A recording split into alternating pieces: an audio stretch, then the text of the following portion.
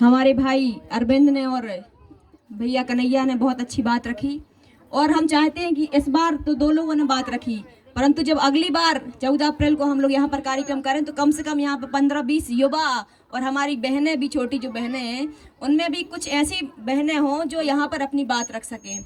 देखिए, बात रखने का मतलब ये नहीं है कि आप केवल भाषण देना जानते। जब आप बात रखेंगे तो आप अम्बेडकर जी को पढ़ेंगे भी, किताबों में पढ़ेंगे, मोबाइल में पढ़ेंगे, और जब पढ़ेंगे तभी तो जानेंगे कि अम्बेडकर जी क्या थे। तो सर्वप्रथम तो मैं शुरुआत करूंगी हमारे गांव के शामल खिरिया के सभी ग्रामवासी जिन्होंने ये बहुत ही सुंदर आयोजन किया। और अब निश्चित रूप से जब आयोजन होने लगते हैं तो जागरूकता भी बढ़ती है। तो यहाँ पर उपस्थित हमारे गांव के पूर्व सरपंच राकेश पटेल जी, वर्तमान उप सरपंच बद्री जी, आदरणीय सभी हमारे ग्रामवासी, सभी हमारे जो बुजुर्ग जन हैं, महिलाएं हैं, बच्चे हैं, सभी को मैं दोनों हाथ जोड़ करके प्रणाम करती हूँ। देखिए, बाबा साहब अम्बेडकर, मैंने पिछले बार भी कहा था कि बाबा साहब अम्बेडकर कह गए थे कि हमें पूजना मत, पर जो हमने विचार दिए, जो हमने आदर्श दिए हैं, जो हमने संविधान में जो चीजें शामिल की हैं उस पर चलने की कोशिश करना। केवल हम उनको पूज करके, उनकी बड़ी बड़ी आयोजन करके, टेंट लगा करके, खाना खा करके, ये सारी चीजें बाबा साहब ने कहा था ये बिल्कुल मत करना। यदि आप हमें कुछ देना चाहते हो, यदि आप हमारे लिए, यदि हमने आपको कुछ किया है, यदि आप ये मानते हो कि बाबा साहब ने आपके लिए कुछ किया है, तो उनके विचारों को पढ़ करके, समझ करके, वो क्या चाहते थे, वो क्या करके गए आपको, तो वो चीजें समझने की जरूरत है। मैं बहुत ही कम शब्दों में आपको ये समझाना चाहती हूँ, क्योंकि यहाँ पे बहुत सारे लोग हैं। बाबा साहब अम्बेडकर का नाम सबने सुना है, सब लोग जय भीम के नारे लगाते हैं, परंतु बहुत सारे लोगों को ये नहीं पता कि बाबा साहब हमें क्या दे करके गए हैं और उनके ऊपर क्या बीती होगी।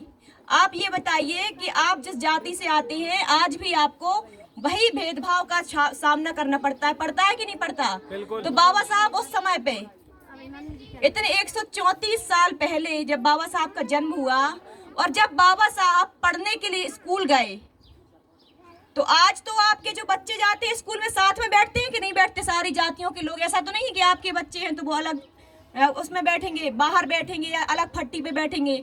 सब लोग साथ में बैठते हैं कि नहीं बैठते? बिल्कुल बैठते साथ में। लेकिन जब बाबा साहब स्कूल जाते थे तो उन्हें जो कमरा था, जो पढ़ने वाला जो कक्षा लगाई जाती थी, उन्हें उस कक्षा में नहीं बिठाया जाता था, उन्हें दीवार के बाहर बिठाया जाता था। तो फिर बाबा साहब बड़े उदास होते थे कि सारे बच्चे तो बड़े कमरे में पढ़ते हैं, अच्छे से पढ़ते हैं, उनके साथ जो शिक्षक है वो अच्छा व्यवहार करते हैं, और मेरे साथ ऐसा क्यों करते हैं? एक छोटा सा बच्चा, 5 साल का बच्चा जब स्कूल गया तो उसने सोचा, बहुत उदास हुआ। वो घर जाके मम्मी से पूछने लगा, उनकी माँ से पूछने लगा कि मेरे साथ ऐसा व्यवहार क्यों किया जाता है, मेरी क्या गलती, मैंने क्या गलती की है? मैं अभी 5 साल का हूँ, मैंने ऐसी क्या गलती कर दी कि मुझे अलग बिठाया जाता है, मुझे पानी नहीं दिया जाता? तो उसकी माँ कहती है कि बेटा, किताबों में लिखा है, कोई किताब में लिखा है कि हम लोग निचली जाति की है, इसलिए हम लोग को साथ में नहीं बिठाया जाता।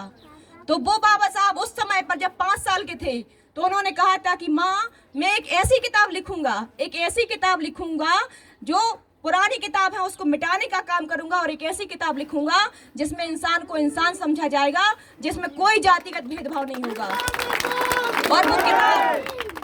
और वो किताब कौन सी है? संविधान की किताब है, जो सभी लोग, आज हम सबको जो अधिकार है, सारे लोग साथ खड़े होकर के बैठ सकते हैं, बात कर सकते हैं, तो वो अधिकार हमें संविधान ने दिया है। बाबा साहब जब क्लास में पढ़ते थे तो उनका जो मटका था वो अलग रखा जाता था, बाकी बच्चों का जो मटका है वो अलग रखा जाता था, और उनको चपरासी एक पानी कुड़ेल करके देता था। और एक दिन ऐसा हुआ कि चपरासी आया नहीं था, तो बाबा साहब को उस दिन पूरे दिन प्यासा रहना पड़ा।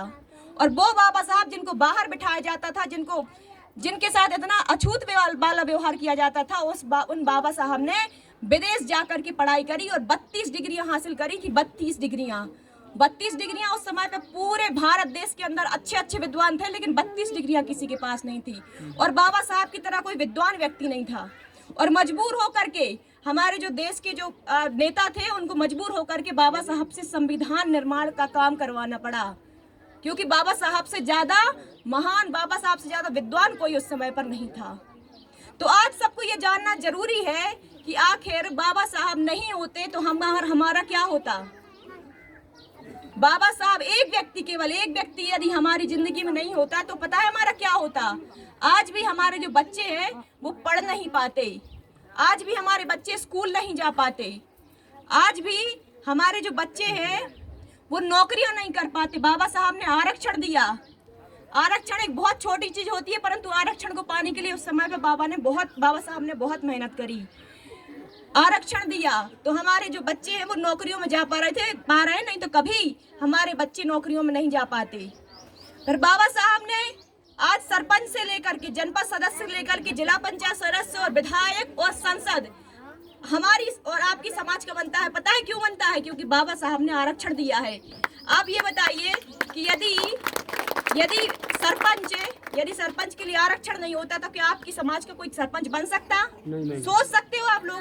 आप यदि उप सरपंच बने हैं तो किसकी बदौलत? बाबा साहब की बदौलत बने हैं।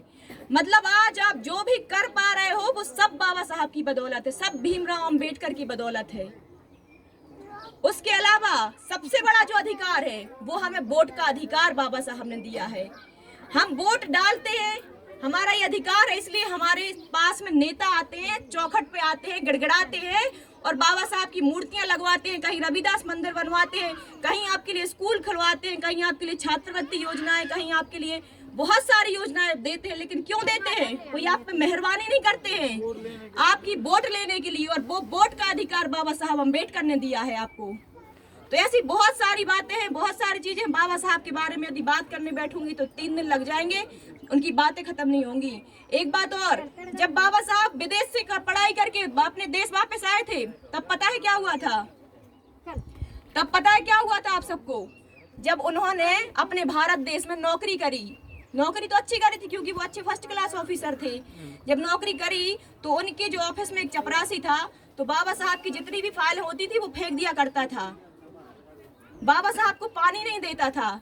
तो बाबा साहब बहुत ज्यादा दुखी होते थे कि हम इतना पढ़ाई लिखाई करके आए, हम इतने होशियार हैं, विद्वान हैं, उसके बाद भी हमारे साथ ऐसा व्यवहार किया जाता है। तो बाबा साहब एक दिन, कोई भी व्यक्ति होता है तो उसकी सहनशीलता एक ना एक दिन टूट जाती है जब उसके साथ ऐसा व्यवहार होता है।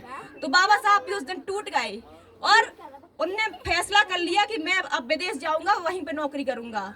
फिर बाबा साहब जाने लगे, ट्रेन के यहाँ तक पहुंचते एक जगह वो बैठ गए और बहुत तेज रोने लगे कि जब मैं इतना पढ़ा लिखा हूँ और मेरे साथ ऐसा व्यवहार किया जा रहा है तो बाकी समाज का क्या होता होगा।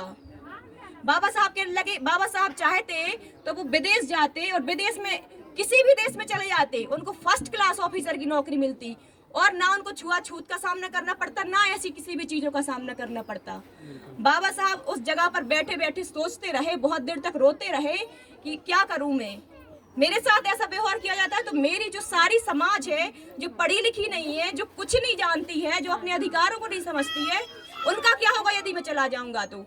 पर बाबा साहब ने बहुत उधर जाकर के संकल्प लिया कि अब, और उन्होंने